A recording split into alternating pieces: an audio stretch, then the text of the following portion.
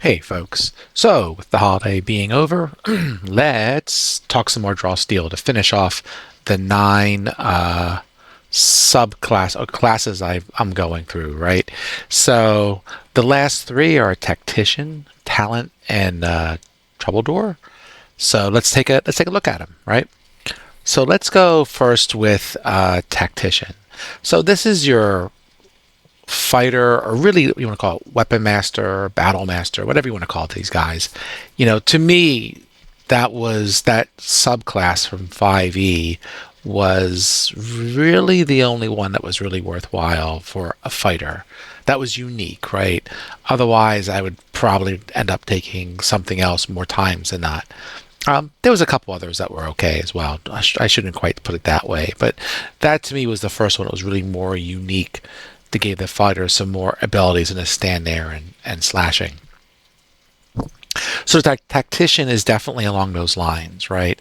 And yeah, so interesting, right? So as you go down, through this, right, three subclasses as before. I'll make it a little bigger just to try and bring it out. There you go.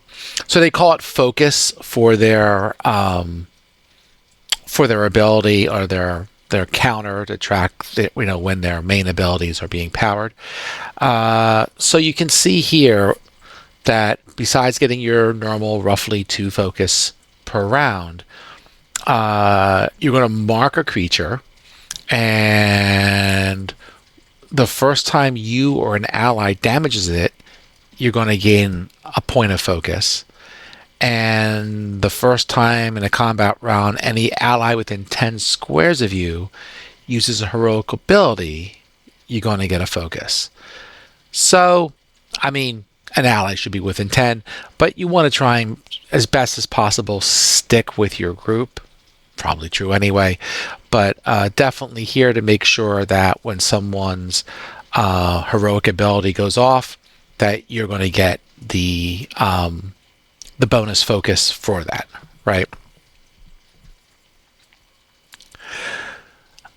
You get your three types, right? And kind of like some of the other ones we've seen recently, there's not a lot of options here. So your first level doctrine and your triggered action is given to you based on whichever subclass you pick. And really, it's interesting. It's like you're good at negotiating or something. So, like commanding presence when you walk into a room, and a present during a negotiation. You get you treat your each hero with you treats the renown as two higher. Okay, so you have some charisma, so to speak. The most interesting one for me is probably this commander one, where you know the history of battle. Uh, while you are present, each hero with you that treats Discover Lore project related to a war or battle as one category cheaper, yada yada yada. Additionally, if you have more than 24 hours or more before a combat encounter or negotiation, and you have some clues or rumors regarding it, then you can make a reason test to try and find out or think through something of the encounter, right? Which to me is the most useful I think you're going to get at a day to day. The other ones would definitely require more role playing, which can happen in any system, right? But if you figure that with Draw Steel, the bread and butter or the really draw to this is the tactical combat, it just feels to me like some of these little abilities are less around that. It's a nit because I mean the other abilities here are pretty decent. As you see when you get into the triggered actions, right? You got something aids an ally. You're able to affect the battlefield. That's what this character is really going to do. They have some fighter ability, but they can also command people around the battlefield and move the battlefield in such a way so it's advantageous for the group. So you could see why this person is really going to necessarily have an advantage, right? Because one thing to think about is with the way and I've mentioned this before, right? With the way the initiative order works, right? Uh, once you figure out which team, the good guys or the bad guys, are going first, right? Then you're going back and forth between the two teams until everyone's takes in their turn, and then you rinse and repeat. Well, the people who move first in the combat, you know they've already moved. So that gives you the most opportunity to potentially try to flank them or to do some other maneuver to try and get them so you can get an edge in combat, right? So with these, right, get my mouse over there, having these trigger actions, which if you can trigger and change the battlefield. I mean, this one here, the trigger is dealing damage and you gain some surges, okay. But, something like Overwatch, let's see, this is the free strike one, okay. So this is the one, parry, where you can shift to square. So, to me, having someone on the battlefield that can potentially change the battlefield after maybe one of your guys has moved or the monster hasn't moved or whatever it might be.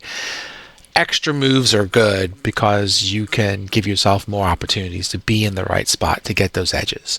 So I can see where this person's really going to help. This could be really cool. So this is, I guess, as part of being a fighter, you can gain and use 2 kits, including their signature abilities. So being like a master of arms, so to speak, you have 2 kits to choose from, as opposed to everyone else has 1, right? So you can do all kinds of sexy things, and they give you an example here of using the shining armor and sniper kits, and you can see like all this stuff that you get as part of that, right? So yeah, you have some flexibility here, to really manipulate the kits in such a way to give your character some pretty cool advantages. So something to really dig into if you want to play this person. And here's the mark ability that we talked about earlier. So, you're marking a creature. I mean, rangers and other characters have done this for forever, right? And then based on that mark, besides any other abilities you might have, you get the bonus that whenever, like you see here, while the creature is marked by you within your line of effect, you and your allies gain an edge on power rolls made on that creature. Well, that's cool. I mean, you mark a creature, and as long as you're in a line of sight type of deal, that your allies are going to gain an edge.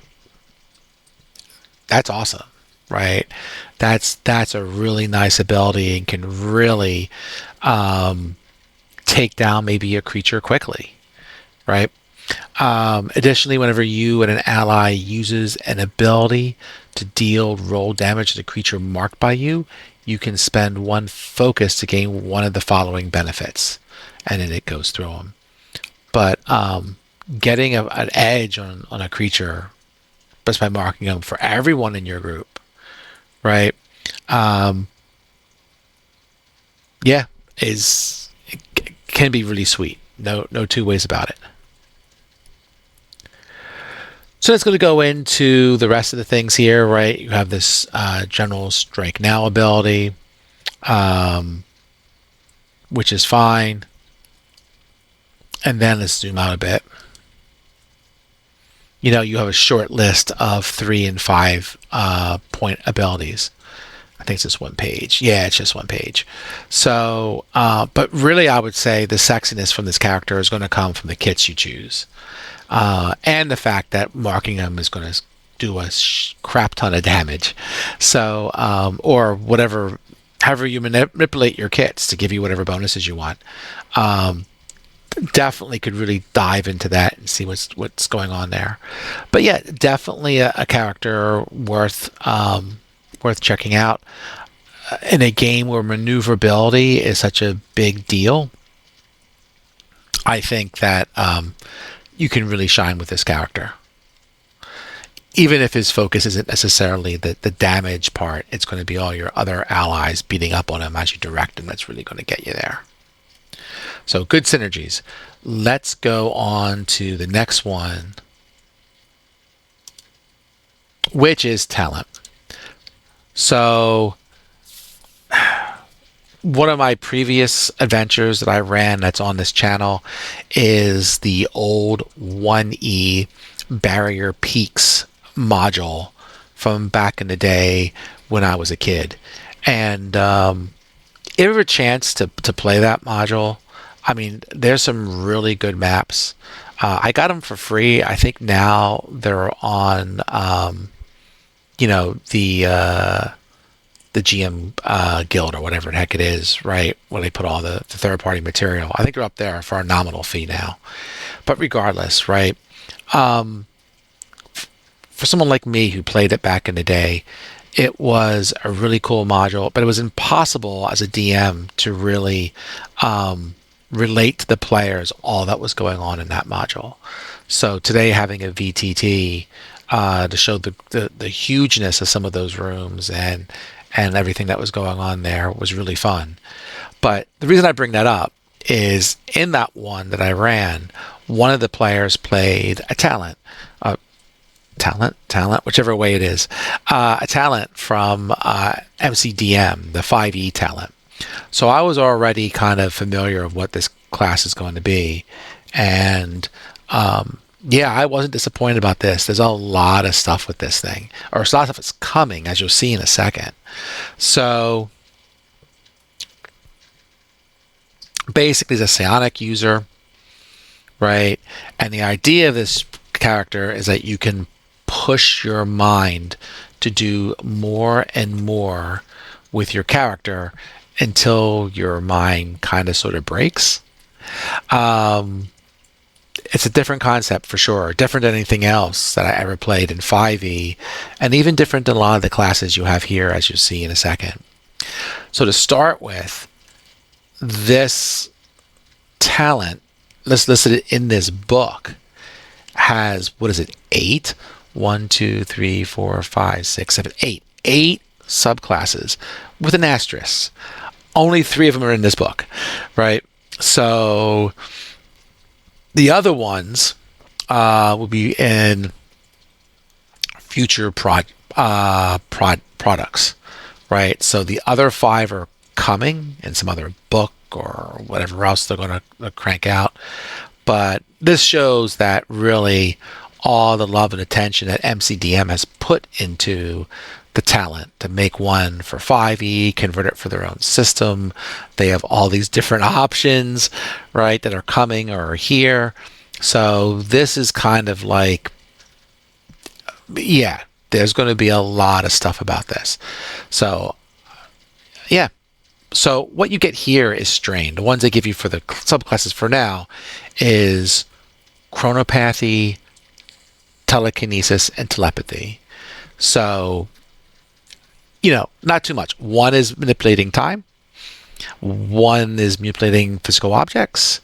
And one of them, you're like Professor X. So take that as you will, right? Not too much to worry about with the abilities. But you can see you have clarity. That's what they call the, the counter for your best abilities. And interesting. So you get clarity in combat. So you get 1d3. The first time each combat round a creature is forced move, you get a clarity. So manipulating the battlefield again is something that's going to get this guy clarity. Doesn't say you have to force move it. Just has to be force moved. So you figure pairing this with someone who's really good at moving creatures, like whether it was the one we just looked at potentially, and the Tactician, maybe the Null, right? But if you're around someone who's manipulating the battlefield, you're going to get some synergy here when people are force moved.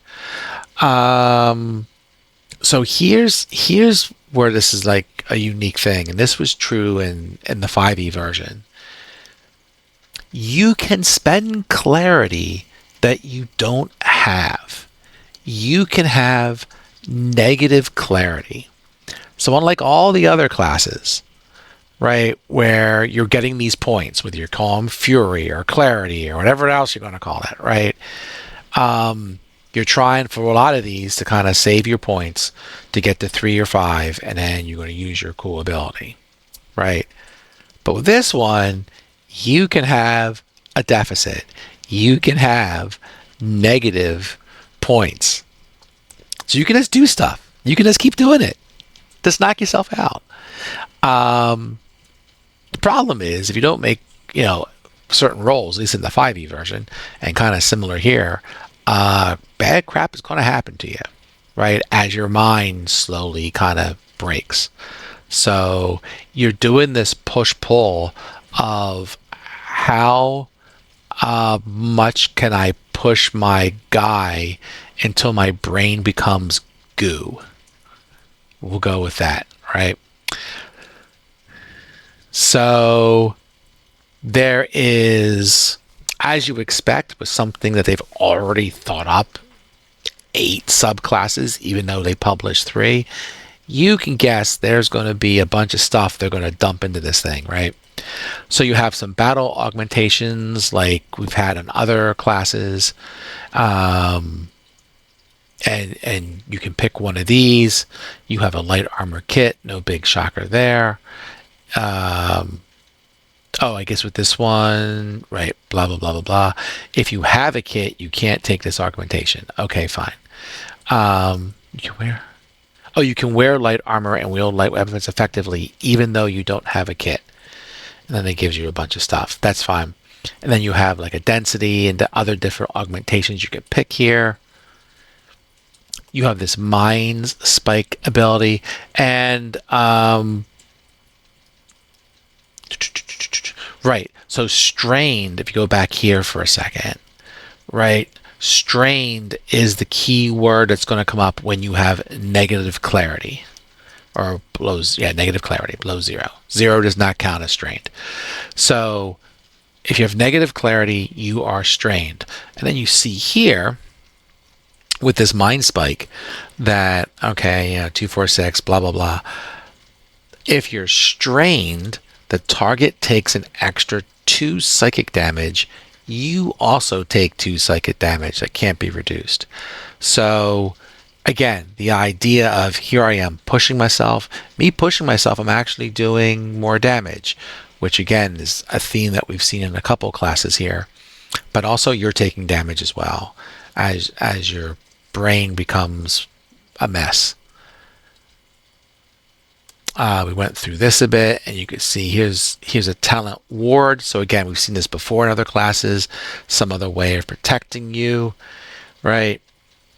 You get some telepathic speech, and then here, so you can see here, you're getting 2 traditions, depending on which one you picked, and you can guess, right? With the chrono guy, the time guy.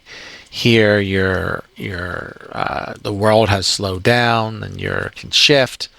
And this is for the chrono guy, and this is rolling back time, and basically re-rolling a spin and so forth, right? And you can guess what the telekinesis and telepathy are going. Well, the telekinesis is easy enough, right? You're going to be shifting people, and telepathy. Let's see, you get feedback loop. So this can trigger when your target takes target deals damage to an ally. Target takes psychic damage equal to half the triggering damage. So yeah, just different ways of doing damage with this guy. Let's see. Here's your signature abilities. You're choosing 2, so again, you're getting a lot of options here. Unlike some of the other ones we've seen recently where you just kind of get one option. So yeah, you got cold energy, you got you advance enemies' age for a moment. That's funny. I didn't read that flavor text. And then they're slowed. Oh, that's funny. Here's your kinetic pulse. Blah, blah, blah, blah, blah. Optic blast. Great. I can be Cyclops for you X-Men fan out there. Finally, you get into the heroic abilities. You don't have tons of things here. Well, actually, you do, right? You got like 1, 2, 3, 4. You got 4. Okay. And then you have your level 5, so your 5 clarities. So again, you have some choice here for sure. And you can see here, especially on these 5s. So interesting, when I read the 3s, you're not seeing anything about being strained. It kind of is what it is. If you do a 5 when you're strained, like with the real big ones, because that's obviously the most likely when you're going to be strained, you can see here, you're taking a d6 damage. That's painful. Here you have where you're weakened. And if you're force moved while you're weakened, you're going to get moved 5 more. This one, you can't use maneuvers, and it's another d6, and you can't use triggered actions. So yeah, so when you're using your coolest abilities, right, and you go negative with your points and get strained, you're going to take some hurt. And how many hit points does this guy start with? I would guess not that many. Right? Starting stamina 18. So, yeah, 18 with 8 recoveries. So, yeah, not the beefiest of person, right? But like I said earlier, this is kind of like their signature guy with all the time they put into this clearly. So you're going to be seeing a lot of talent. So, probably definitely worth taking a deeper dive and understanding how they work and the ins and outs, because people are going to be using them. All right, so Troubadour. So basically your bard-like guy. So as you would guess, this is a your traditional bard who is basically going to be your buff and debuff guy, right? And the amount of damage they're going to do is really fairly minimal, as you'll see, right? But you're dishing out all kinds of cool stuff to characters. Now, I say that because in Tales of the Valiant, they went a different direction with Bard, if you haven't played that yet. So with them, they made him an arcane caster. So like a Bard in Tales of the Valiant is kind of like a go-between, like between a sorcerer and a wizard is Bard in Tales of the Valiant, oddly. So you have, those bards are throwing fireballs and stuff potentially, whereas in 5e they're probably not doing that unless they pick it as one of their special spells. So with the bard, you're going to get drama. No pun intended, that's what they call it. So this is interesting, right? So you look at this, all right, so you're getting D3 drama, and then depending on what goes on in the battlefield, right? The first time 3 or more heroes use an ability on the same turn, you're going to get a bonus drama. The first time a hero is made winded, you're gaining 2 drama. So you get it, right? Like when cool crap is happening on the battlefield, then you've got a better story to tell, and it gives you points. These next 2 are interesting, right? Whenever a creature within your line of effect gets a critical hit, basically, you gain 3 drama. And I point this out in the next one because usually when you read these, they say the first time in a combat you get that particular bonus. For this one, you're getting that bonus on every critical hit, right? So you're really going to want to watch the rolls that all your players are doing, right? It's any creature, whenever a creature, so it's not even one of your allies, it's anything, gets a critical hit, you're getting 3 drama. So that's really interesting. As I mean, you can imagine if you're in a large battlefield, right? The more things fighting in your line of sight, the more dramatic it is, and you're going to get the bonuses because of that. So, yeah, definitely a different little twist there that you got to watch out for. You got to watch all the die rolls for everybody to try and sniff out those crits. Don't go and get a new bag of Doritos. When you gain 10 drama if you die. Okay, I'm not even going there. But like if you're dead, I ain't going to use it. But regardless, if one of your heroes dies, you're getting 10 drama. What a story that would be. So you can think about this, like if you're in a group and your group is starting to get group wiped and people are going down, you're going to get a crap ton of drama to try and make sure everybody else stays up, right? So that's an interesting little buff.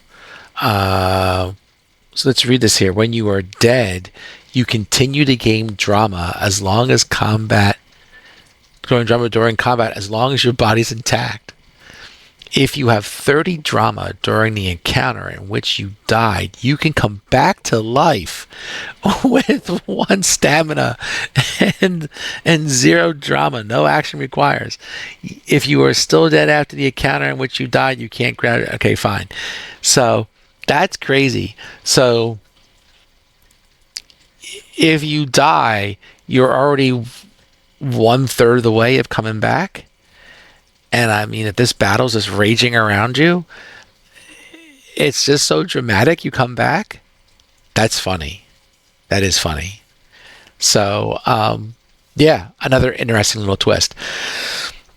These kind of characters that are like pure buff and debuff characters aren't necessarily my style, but yeah, this could be fun. This might be one I have to try out and go out of my comfort zone. Let's keep going. So you go through this and you get a use of a kit. You have some routines and you can see like there's no damage going on here. It's just, this performance is going on. You get a +2 bonus for speed for people who are there, and this one you can choose targets equal to your present score. Each one can spend a recovery, so that's like recovering hit points. You get your class features, and you get 2 depending on which one. So it's interesting here. You've got one that. And I was a little encouraged when I first read this, right? You have this orator, which, you seek drama and blah, blah, blah. You have this one that's doing the drama in music and song as opposed to talking. And then you have this weird one, and maybe it's just me, right? So you have a duelist, which I don't think as a bard-like character. Now, maybe that's me. Now, I'm old enough and played enough D&D to know that in Dragon Magazine years ago, there was a duelist NPC class for 1E, right? And it was like a derivative of fighter, and it's more of a swashbuckler. You can think of, a musketeer type person, right? So when I saw this, I just thought that was odd for a bard, but a bard-like character, but they do have it here. So, sure. I didn't quite see it, and I still didn't after reading it, but it's there. Maybe I got to read it again and see what's going on with it. So yeah, so you're going to get 2 features, which it goes through here. And again, you can see it's all about maneuvering and buffs and so forth. You're not seeing damage per se being dished out to these guys. That doesn't mean it's not a cool ability. I mean, you can see here dramatic monologue. So it's a maneuver, and I get to choose one of these effects. So ally within a distance gains a power roll, edge on a power roll.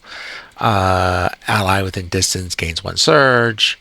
You insult a foe when they're most vulnerable, and enemy within distance takes a bane. So again, it's buffing and debuffing, and not necessarily much damage. Here's a little pushes going on. +2 speed. If you spend an extra drama, you get 4 speed. Lightning damage equal to your level. Lightning damage equal to 5 plus your level. So, yeah,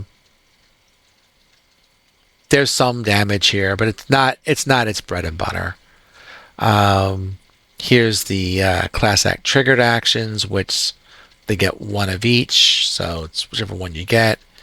Again, you're not really seeing much in the way of damage. Again, just kind of helping your folks. See, I just don't think of that as a bard. Maybe it's just me, but that's just me. A free strike. Okay, so now you get into the signature abilities. You're seeing some damage coming around, right?